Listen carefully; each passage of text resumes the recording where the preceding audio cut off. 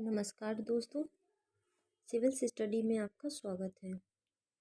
दोस्तों, लेखपाल की टेस्ट सीरीज कल से स्टार्ट हो गई थी और ये जो टेस्ट सीरीज है वो प्रीवियस ईयर में अब तक पूछे गए जितने भी क्वेश्चन हैं उनको ध्यान में रखते हुए उसी फॉर्मेट में ये क्वेश्चन भी डिजाइन किए गए हैं।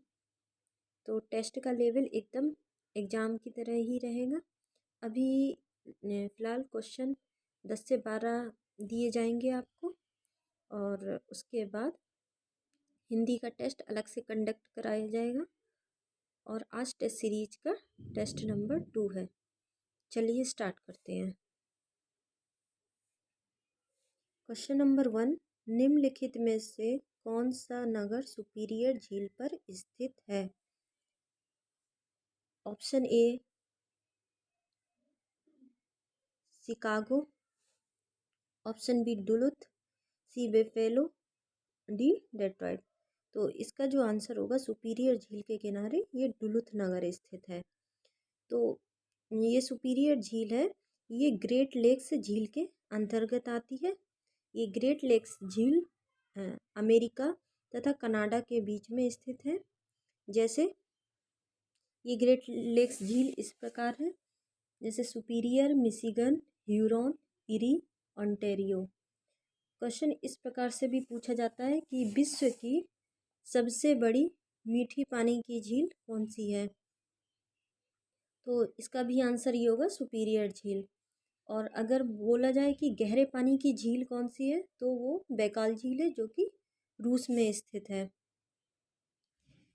इसके बाद इसके जो शहर हैं, जो नगर हैं, इन झीलों के किनारे बसे हैं, वो उद्योग की दृष्टि से महत्वपूर्ण स्थान रखते हैं। तो कभी कभार पूछा जाता है कि जो कनाडा में स्थित ओंटारियो है, ओंटारियो शहर है, वो कागज़ उद्योग के लिए फेमस है। जो हैमिल्टन है वो लौह इस्पात उद्योग के लिए फेमस है। और जो टोरंटो है वो ऑटोमोबाइल के लिए फेमस है। तो इस प्रकार से देख लेते हैं कि मिशिगन झील के किनारे कौन सा नगर स्थित है? शिकागो। दूसरा ह्यूरॉन, ह्यूरॉन झील के किनारे है लवास। और इरी झील के किनारे बेफेलो नगर स्थित है। और ओंटारियो झील के किनारे टोरंटो एवं हैमिल्टन। हैमिल्टन आपको बता ही चुके हैं कि ये किस लिए फेमस है? लौह इस्पात उद्योग के लिए। ठीक है, अगले क्वेश्चन पे चलते हैं। निम्नलिखित में से शाहजहां ने शाह बुलंद इकबाल की पदवी किसे दी थी?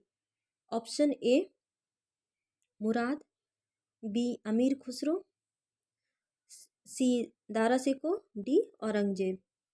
तो इसमें जो आंसर होगा वो दारा सिको होगा।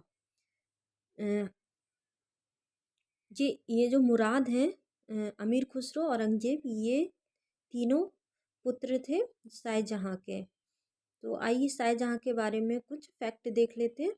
जो शाहजहां का काल कहलाता है एक मुगल स्थापत्य का स्वर्ण काल कहलाता है, क्योंकि इनका जो स्थापत्य कला काफ़ी विकसित हुई थी। और इनका जन्म जो हुआ था वो 1592 में लाहौर पाकिस्तान में हुआ था। और इनके बचपन का नाम खुर्रम था। इनके शासनकाल में ट्रेवेनियर और फ्रांसिस वर्नियर जैसे विदेशी यात्री आए हुए थे। और इसमें एक फैक्ट देख लेते हैं कि जो धर्मट का युद्ध हुआ था वो उनके दो पुत्रों के बीच, दारा सिको और औरंगजेब के बीच में हुआ था। दारा सिको कवि और दार्शनिक थे, उनको ज़्यादा युद्ध वगैरह में इंटरेस्ट नहीं था, इसलिए इसमें काफ़ी फैक्ट बन गए हैं। आपको याद रखना है शाहजहाँ के बचपन का नाम खुर्रम, धर्मट का युद्ध 1658 ईस्वी में औरंगजेब प्लस दारा सिकोह के बीच में। और इनके शासनकाल में जो दो विदेशी यात्री आए थे, ट्रेवेनियर, फ्रांसिस वर्नियर, काफ़ी बार पूछा जा चुका है। और इनका जो राज्याभिषेक हुआ था वो 1627 ईस्वी में हुआ था। और इनको इनके पुत्र के द्वारा ही जेल में बंद कर दिया था औरंगजेब द्वारा। चलिए अगले क्वेश्चन में आते हैं। क्वेश्चन नंबर 3, प्रतिष्ठित टाइलर पुरस्कार निम्नलिखित में से किस क्षेत्र में प्रदान किया जाता है? तो इस ऑप्शन ए पर्यावरण सुरक्षा से, बी बच्चों के अधिकार से, और सी महिलाओं से, और डी नाटक से। तो इसका आंसर होगा पर्यावरण सुरक्षा से। ये जो टाइलर पुरस्कार है, ये पर्यावरण के क्षेत्र में जो भी व्यक्ति पर्यावरण की सुरक्षा में अपना महत्वपूर्ण स्थान दिए हैं या फिर इसको प्रोत्साहित किए हैं, उनको ये टाइलर पुरस्कार दिया जाता है। 2020 में टाइलर पुरस्कार अभी किसी को भी नहीं मिला था, और 2021 में, सॉरी, और 2020 में टाइलर पुरस्कार प्रसिद्ध पर्यावरण अर्थशास्त्री और जो कि संयुक्त राष्ट्र पर्यावरण कार्यक्रम के सद्भावना राजदूत भी रह चुके हैं, वो हैं पवन सुखदेव और स्टैफोर्ड यूनिवर्सिटी की प्रोफेसर डॉक्टर ग्रेचेन सी डेली को संयुक्त रूप से पुरस्कार प्रदान किया गया। तो इसका मेन पॉइंट ये पर्यावरण के लिए दिया जाता है, मतलब उसको सही करने में। और दूसरा ये इसमें याद रखना है कि पवन सुखदेव और ग्रेचेन सी डेली को टाइलर पुरस्कार दिया गया। नेक्स्ट क्वेश्चन पे आते हैं। उत्तर प्रदेश में आलू का अनुसंधान केंद्र किस जिले में स्थित है? तो ऑप्शन ए कानपुर, मेरठ, फरुखाबाद, डी इलाहाबाद। तो जो इसका आंसर होगा वो होगा मेरठ। तो क्वेश्चन में पूछा गया कि आलू का अनुसंधान केंद्र उत्तर प्रदेश में अगर बोला जाएगा तो मेरठ है, और अगर पूरे भारत में पूछा जाए कि आलू का अनुसंधान केंद्र कहाँ है तो वो शिमला में है। मेरठ के बारे में और फैक्ट देख लेते हैं कि मेरठ में नौचंदी मेले का आयोजन किया गया था। ठीक है, हर साल किया जाता है ये आंदोलन, मेला लगता है हर साल। ओके, अगले क्वेश्चन पे आते हैं।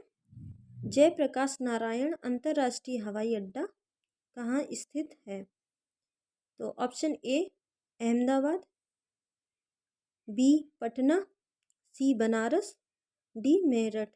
तो जयप्रकाश नारायण हवाई अड्डा पटना में है, ऑप्शन बी हमारा करेक्ट है। और भी जो हवाई अड्डे, अंतर्राष्ट्रीय हवाई अड्डे हैं, उस पे भी एक बार नज़र डाल लेंगे। अगला क्वेश्चन है, संयुक्त राष्ट्र यूएनओ की स्थापना कब हुई थी?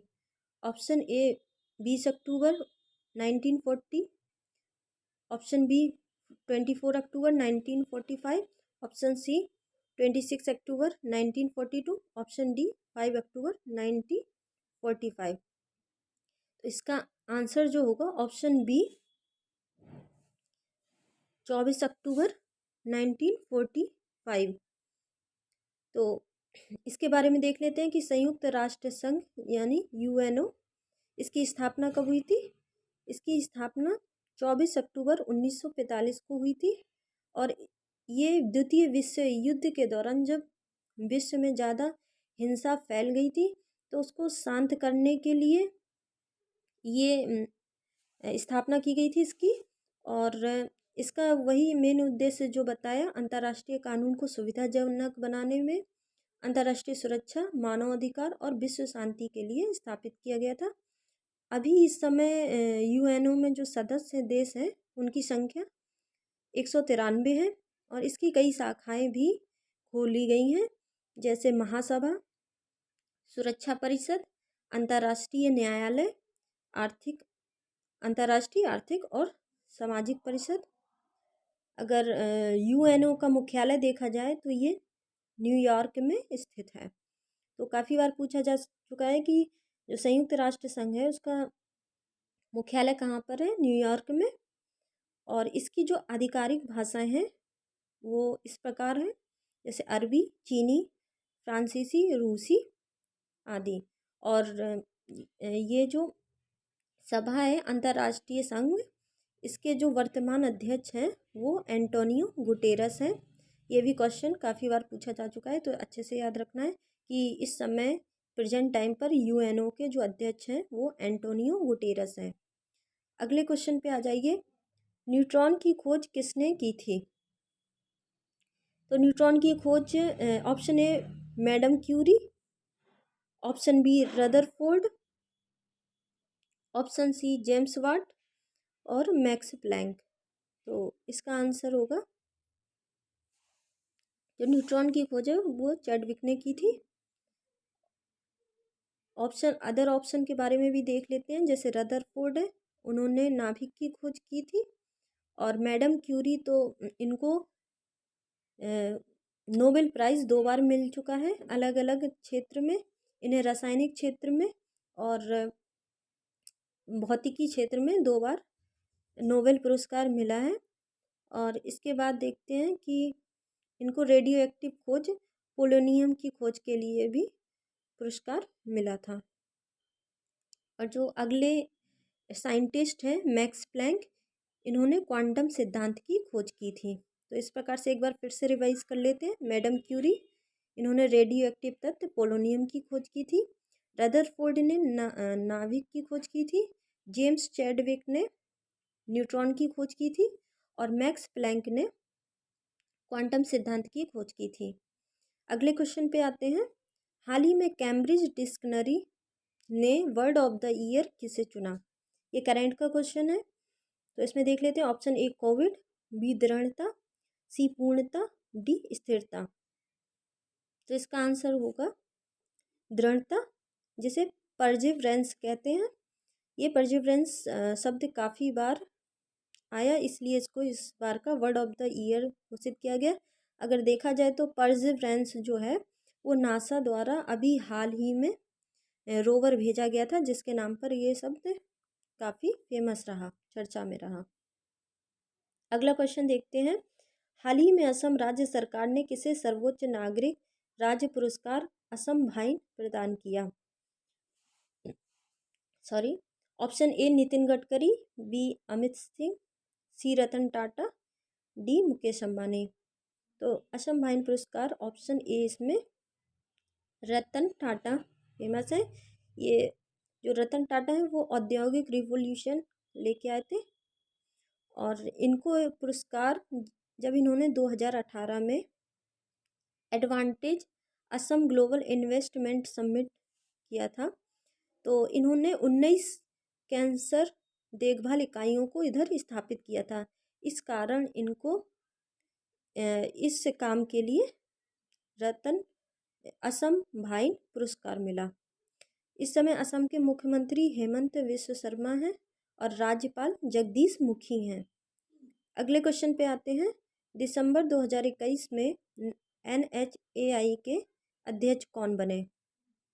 Option A Nitin Gadkari, B Arun Goyal, C Alka Upadhyay, D Sukhvir Singh. तो इसका जो आंसर होगा वो अलका उपाध्याय होगा। ओके, अगले क्वेश्चन पे आते हैं। नवंबर 2021 में भारत के 72वें चेस ग्रैंड मास्टर कौन बने? ऑप्शन ए हर्षित राजा, बी संकल्प गुप्ता, सी मित्रभा गुहा, राजा ऋत्विक। तो इसका जो आंसर होगा वो होगा मित्रभा गुहा। जो अदर ऑप्शन है, जैसे हर्षित राजा है, ये 70वें ग्रैंड चेस्टर रहे हैं। और जो राजा ऋत्विक है वो 71वें। लेकिन जो वर्तमान में चेस ग्रैंड मास्टर बने वो हर्षित सॉरी मित्रभा गुहा बने। कौन सा देश सार्क का सदस्य नहीं है? Option A Bhutan, B Nepal, C Singapore, D Maldives. तो इसमें का आंसर होगा सिंगापुर। जैसा कि जानते हैं जो सार्क है वो साउथ ईस्ट एशियन कंट्रीज़ को मिलाकर एक संगठन बनाया गया, जिसका फुल फॉर्म है south Asian association for regional cooperation. इसकी स्थापना जो हुई थी 1985 में हुई थी। इसका उद्देश्य था दक्षिण एशिया में आपसी सहयोग से शांति और प्रगति कैसे हासिल की जाए। और इसका जो मुख्यालय काफ़ी बार पूछा जा चुका है, याद रखना है, ढाका है इसका मुख्यालय। और इसमें जो सदस्य देश हैं वो भारत, पाकिस्तान, नेपाल, श्रीलंका, भूटान और मालदीव हैं। तो इसका एक फैक्ट याद रखना है कि जो इसकी स्थापना है 1985 में हुई थी, मुख्यालय इसका ढाका है। और इसमें सदस्य देश भारत, पाकिस्तान, बांग्लादेश, नेपाल, श्रीलंका, भूटान, मालदीव हैं। ये 12 क्वेश्चन थे जो कि यहाँ पे ख़त्म करते हैं। अगर दोस्तों आपको हमारा एक्सप्लेनेशन आंसर क्वेश्चन समझ में आए हों तो इसे लाइक कीजिए, शेयर कीजिए और सब्सक्राइब कीजिए। धन्यवाद।